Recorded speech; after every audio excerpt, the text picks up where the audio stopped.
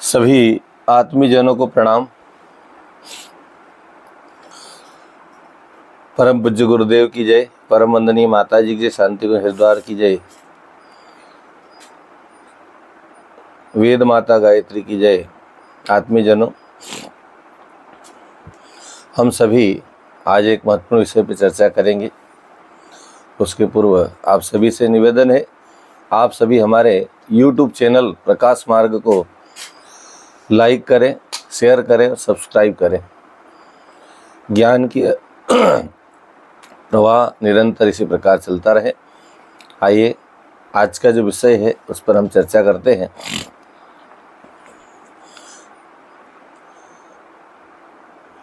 कई बार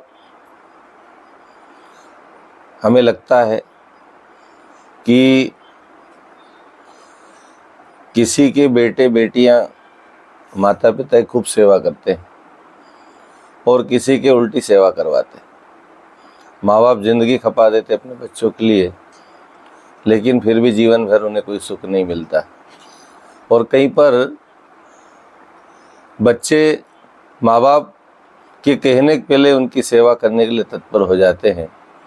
तो कहीं ना कहीं मन में प्रश्न उठता है कि साहब, हम ऐसे कौन से कर्म करके आए जिससे हमें इस प्रकार के दुख और कष्ट झेलना पड़ रहा है। पावन प्रज्ञा पुराण कथामृत में चिंतन आता है, कथा आती है कि एक राजा क्या संतान होती थी, परंतु साल 2 साल में वो चल बसती थी। जब उसके 5वें पुत्र का जन्म हुआ तो उसके जो राजपुरोहित थे, ज्योतिष के जानकार थे, उनको बुलाकर उनकी जन्म पत्री बनाई गई। और ज्योतिष ने कहा, महाराज, अब तक आपके जो पुत्र आए थे वे सब आपसे कर्ज चुकाने आए थे, कर्ज लेने आए थे, इसलिए साल 2 साल में उनका कर्जा पूरा होता वो चले जाते। किंतु आपका ये पुत्र अपना कर्ज चुकाने आया है, ये आपका कर्जेदार है, इसलिए आया है। इसलिए आप इसे कोई कार्य न कराए जिससे ये अपना कर्जा चुकता न करे, कोई सेवा न ले, कोई ऐसे कार्य न कराए जिससे इसका कर्जा चुकता हो जाए और चला जाए। जब तक इसके पास आपका कर्ज रहेगा तब तक ये आपके पास रहेगा। जैसे इसका कर्जा चुकता हुआ ये दुनिया छोड़ के चला जाएगा। राजा सुनकर बड़े प्रसन्न हुए। उस दिन वे उस पर दिल खोलकर पैसा लुटाने, ताकि उस पर कर्जा बना रहे, बढ़ता रहे और अधिक कर्जेदार बने। जब वो 15 वर्ष का हुआ तो एक दिन राज कर्मचारियों के साथ रथ पर बैठकर घूमने निकला। राजकुमार घूमने निकला तो उसने रास्ते में एक आदमी को बेहोश पड़ा देखा। उसने रथ रोककर उसको उठाया, उसकी जेब से उसका पता मिल गया। राजकुमार ने उस पर अपने रथ पर बिठा उसके घर पहुंचाया। वह लड़का एक सेठ का पुत्र था। सेठ जी बहुत खुश हुए, बड़े प्रसन्न हुए कि उसके बेहोश बच्चे को एक राजा का बेटा जो है राजकुमार उनके घर तक पहुंचाता है। उन्हें बड़ी प्रसन्नता हुई और सेठ ने अपने गले में जो हार था मोतियों का वो राजकुमार को भेंट कर दिया। राजकुमार ने बहुत मना किया, पर सेठ ने कहा, नहीं, तुमने मुझ पर जो उपकार किया उसका बदला तो मैं नहीं चुका सकता, पर ये छोटी सी भेंट मैं आपको देना चाहता हूँ। राजकुमार उसे स्वीकार कर घर आए। वह माला उसने ली और अपनी माता को दे दी और खाना खा के सो गया। और सोया तो सुबह वो उठा ही नहीं, सोया ही रह गया, मर गया। उसका शरीर उसने छोड़ दिया। अब राजा ने ज्योतिषी को बुलाया, राजपुरोहित को बुलाया और उससे पूछा, भाई तुम्हारी ये जो जन्म पत्री है ज्योतिष विज्ञान फेल हो गए, क्योंकि मैंने तो इसमें कोई धन लिया ही नहीं। तब तक रानी ने मोतियों की माला लाकर दी और बताया कि माला किसी सेठ ने उसे दी थी। ज्योतिषी ने कहा कि देखिए महाराज, ज्योतिष विद्या कभी फेल नहीं होती, झूठी नहीं होती, बल्कि आप यह भी देखिए, इसे आपका कर्ज तो चुकाना ही था, पर उस सेठ से कर्जा उस सेठ पर इनका कर्जा था, लेना था। तो ये योग से योग ऐसा बेटा कि उन्होंने सेठ से कर्ज लिया और आपका कर्ज चुकता किया और दुनिया को छोड़ के वो चला गया।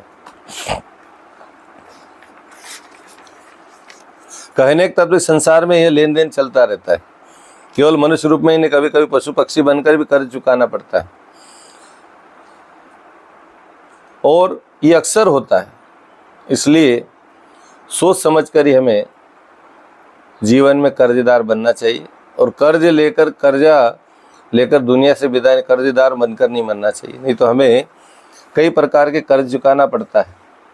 इसलिए सोच समझ के ही कर्ज ले। आगे इसमें छोटे से कथानक और जोड़ते हैं कि एक सेठ लोगों को कर्ज पर ब्याज पर पैसा देता था, और जब वो लिखता था भाई कब चुकाओगे, तो वो जो है वो कहता था कि ये इस जन्म में चुकाओगे कि अगले जन्म में। तो सारे लोग आते थे, उन्होंने कहा सेठ मूर्ख है, चलो अगले जन्म की बात करें, अगले जन्म में किसने देखा। और ऐसा कर्ज लोग लेकर जाते। और सेठ बड़ा प्रसन्नता से देता था, क्योंकि जानता था कि कर्ज किसी को भी किसी रूप में चुकाना पड़ता है। एक चोर ने योजना बनाई, साहब सेठ पैसा देता है, चलो अपन देखते हैं। सुबह सुबह सेठ के यहाँ चला गया, सेठ से उसने पैसा मांगा। सेठ ने कहा भाई कब चुकाओगे, उन्होंने कहा अगले जन्म में। सेठ ने कहा कोई बात नहीं, ले जाओ। 10,000 रुपये उसको दे दिए।